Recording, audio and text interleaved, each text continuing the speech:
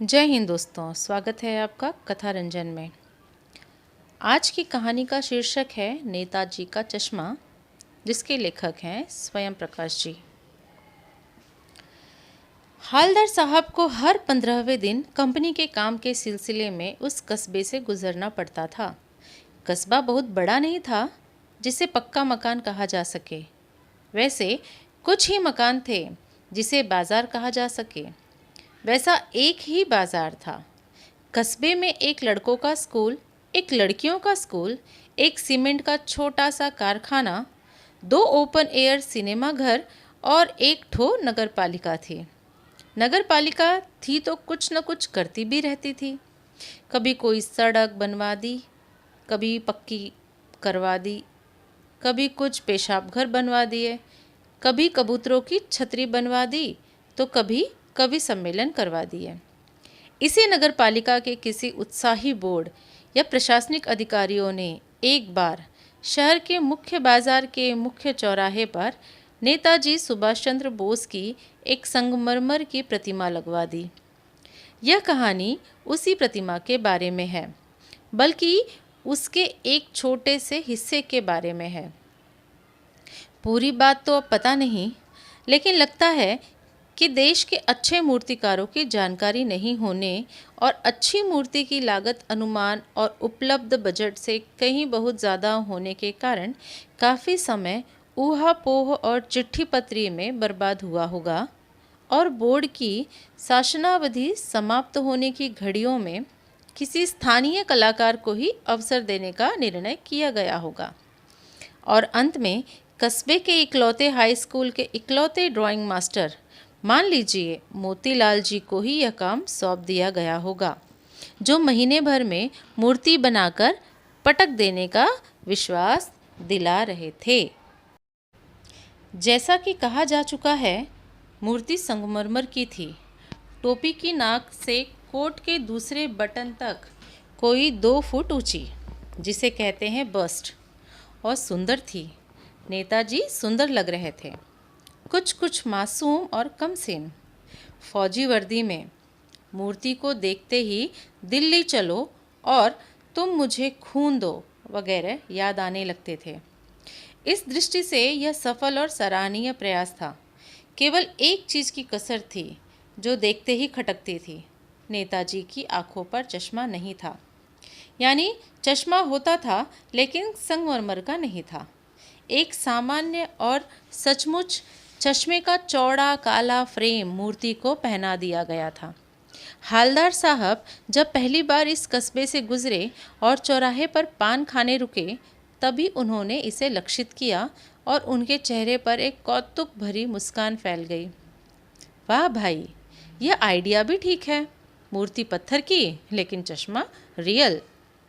Jeep कस्बा छोड़कर आगे बढ़ गई, तब भी हालदार साहब इस मूर्ति के बारे में ही सोचते रहे और अंत में इस निष्कर्ष पर पहुँचे कि कुल मिलाकर कस्बे के नागरिकों का यह प्रयास सराहनीय ही कहा जाना चाहिए।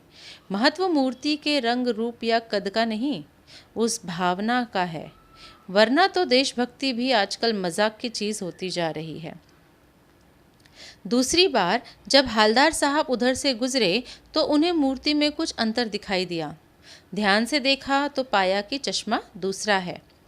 पहले मोटे फ्रेम वाला चौकोर चश्मा था, अब तार के फ्रेम वाला गोल चश्मा है। हालदार साहब का कौतुक और बढ़ा। वाह भाई, क्या आइडिया है। मूर्ति कपड़े नहीं बदल सकती, लेकिन चश्मा तो बदल ही सकती है। तीसरी बार फिर नया चश्मा था। हालदार साहब की आदत पड़ गई हर बार कस्बे से गुजरते समय चौराहे पर रुकना, पान खाना और मूर्ति को ध्यान से देखना। एक बार जब कौतूहल दुर्दर्शनीय हो उठा तो पान वाले से ही पूछ लिया, क्यों भाई, क्या बात है? यह तुम्हारे नेताजी का चश्मा हर बार बदल कैसे जाता है? पान वाले के खुद के मुंह में पान ठुसा हुआ था। वह एक काला, मोटा और खुश मिजाज आदमी था। हालदार साहब का प्रश्न सुनकर वह आंखों ही आंखों में हंसा। उसकी तोन थिरकी। पीछे घूमकर उसने दुकान के नीचे पान थूका और अपनी लाल काली बत्ती सी दिखाकर बोला, कैप्टन चश्मे वाला करता है। क्या करता है? हालदार साहब कुछ समझ नहीं पाए। चश्मा चेंज करता है, पान वाले ने समझाया। क्या मतलब? क्यों चेंज कर देता है? हालदार साहब अब भी नहीं समझ पाए। कोई गिराक आ गया समझो, उसको चौड़े चौखट चाहिए तो कैप्टन किधर से लाएगा? तो उसको मूर्ति वाला दे दिया, उधर दूसरा बिठा दिया। अब हालदार साहब को बात कुछ कुछ समझ में आई।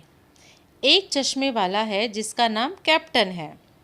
उसे नेताजी की बगैर चश्मे वाली मूर्ति बुरी लगती है, बल्कि आहत करती है, मानो चश्मे के बगैर नेताजी को असुविधा हो रही हो। इसलिए वह अपनी छोटी सी दुकान में उपलब्ध गिने चुने फ्रेमों में से एक नेताजी की मूर्ति पर फिट कर देता है।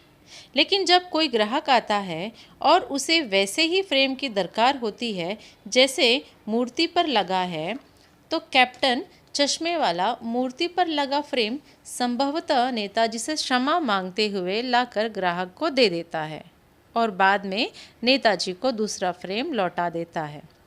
वाह भाई, खूब, क्या आइडिया है। लेकिन भाई, एक बात अभी भी समझ में नहीं आई। हालदार साहब ने पान वाले से फिर पूछा, नेताजी का ओरिजिनल चश्मा कहाँ है? पान वाला दूसरा पान मुंह में ठूस चुका था। दोपहर का समय था, दुकान पर भीड़ भाड़ अधिक नहीं थी। वह फिर आंखों ही आंखों में हंसा। उसकी तोंद थिरकी।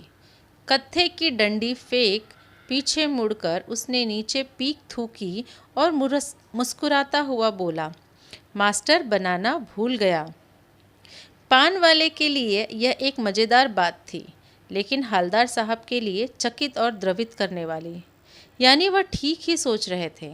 मूर्ति के नीचे लिखा मूर्तिकार मास्टर मोतीलाल वाकई कस्बे का अध्यापक था। बेचारे ने महीने भर में मूर्ति बनाकर पटक देने का वादा कर दिया होगा, बना भी ली होगी, लेकिन पत्थर में पारदर्शी चश्मा कैसे बनाया जाए, कांच वाला यह तय नहीं कर पाया होगा। या कोशिश की होगी और असफल रहा होगा, या बनाते बनाते कुछ और बारीकी के चक्कर में चश्मा टूट गया होगा, या पत्थर का चश्मा अलग से बनाकर फिट किया होगा और वह निकल गया होगा। उफ! हालदार साहब को यह सब कुछ बड़ा विचित्र और कौतुक भरा लग रहा था। इन्हीं ख्यालों में खोए खोए पान के पैसे चुकाकर चश्मे वाले की देशभक्ति के समक्ष नतमस्तक होते हुए वह जीप की तरफ लौटे। फिर रुके, पीछे मुड़े और पान वाले के पास जाकर पूछा, क्या कैप्टन चश्मे वाला नेताजी का साथी है या आज़ाद हिंद फौज का भूतपूर्व सिपाही? पान वाला नया पान खा रहा था। पान पकड़े अपने हाथ को मुंह से 1.5 इंच दूर रोककर उसने हालदार साहब को ध्यान से देखा।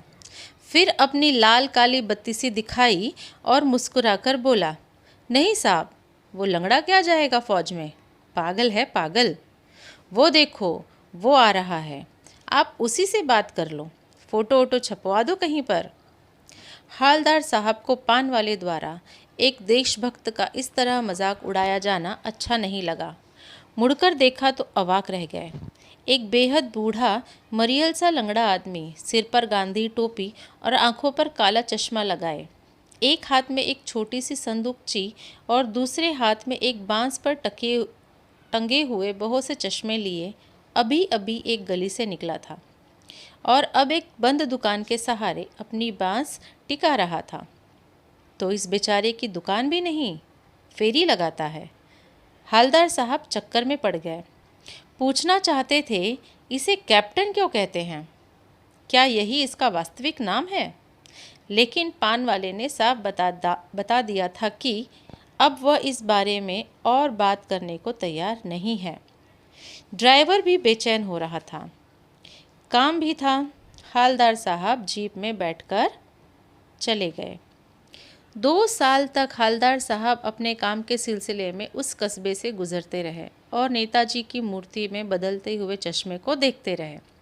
कभी गोल चश्मा होता तो कभी चौकोर, कभी लाल, कभी काला, कभी धूप का चश्मा, कभी बड़े कांचों वाला गोगो चश्मा, पर कोई न कोई चश्मा होता ज़रूर। उस धूल भरी यात्रा में हालदार साहब को कौतुक और प्रफुल्लता के कुछ क्षण देने के लिए। फिर एक बार ऐसा हुआ कि मूर्ति के चेहरे पर भी कैसा भी चश्मा नहीं था। उस दिन पान की दुकान भी बंद थी। चौराहे की अधिकांश दुकानें बंद थी। अगली बार भी मूर्ति की आंखों पर चश्मा नहीं था। हालदार साहब ने पान खाया और धीरे से पान वाले से पूछा, क्यों भाई, क्या बात है? आज तुम्हारे नेताजी की आंखों पर चश्मा नहीं है। पान वाला उदास हो गया। उसने पीछे मुड़कर मुंह का पान नीचे थूका और सिर झुकाकर अपनी धोती के सिरे से आंखें पोंछता हुआ बोला, साहब, कैप्टन मर गया। और कुछ नहीं पूछ पाए हालदार साहब। कुछ पल चुपचाप खड़े रहे, फिर पान के पैसे चुकाकर जीप में आ बैठे और रवाना हो गए।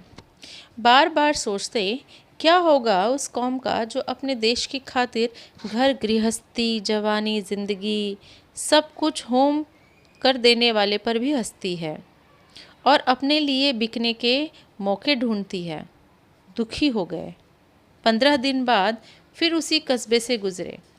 कस्बे में घुसने से पहले ही ख्याल आया कि कस्बे की हृदय स्थली में सुभाष की प्रतिमा अवश्य ही प्रतिस्थापित होनी चाहिए। लेकिन सुभाष की आंखों पर चश्मा नहीं होगा, क्योंकि मास्टर बनाना भूल गया और कैप्टन मर गया। सोचा आज वहाँ रुकेंगे नहीं, पान भी नहीं खाएंगे, मूर्ति की तरफ देखेंगे भी नहीं, सीधे निकल जाएंगे। ड्राइवर से कह दिया, चौराहे पर रुकना नहीं, आज बहुत काम है, पान आगे कहीं खा लेंगे। लेकिन आदत से मजबूर आंखें चौराहे पर आते ही मूर्ति की तरफ उठ उठी। कुछ ऐसा देखा कि चीखे, रुको। जीप स्पीड में थी। ड्राइवर ने जोर से ब्रेक मारा। रास्ता चलते लोग देखने लगे। जीप रुकते न रुकते हालदार साहब जीप से कूदकर तेज तेज कदमों से मूर्ति की तरफ लपके और उसके ठीक सामने जाकर अटेंशन में खड़े हो गए। मूर्ति की आंखों पर सरकंडे से बना छोटा सा चश्मा रखा हुआ था, जैसा बच्चे बना लेते हैं। हालदार साहब भावुक हैं। इतनी सी बात पर उनकी आंखों में आंसू भर आए। धन्यवाद दोस्तों, इस कहानी को सुनने के लिए। चैनल को सपोर्ट करने के लिए सब्सक्राइब करें। पसंद आई हो कहानी तो लाइक करें और कुछ कहना चाहते हैं तो कमेंट करें। धन्यवाद।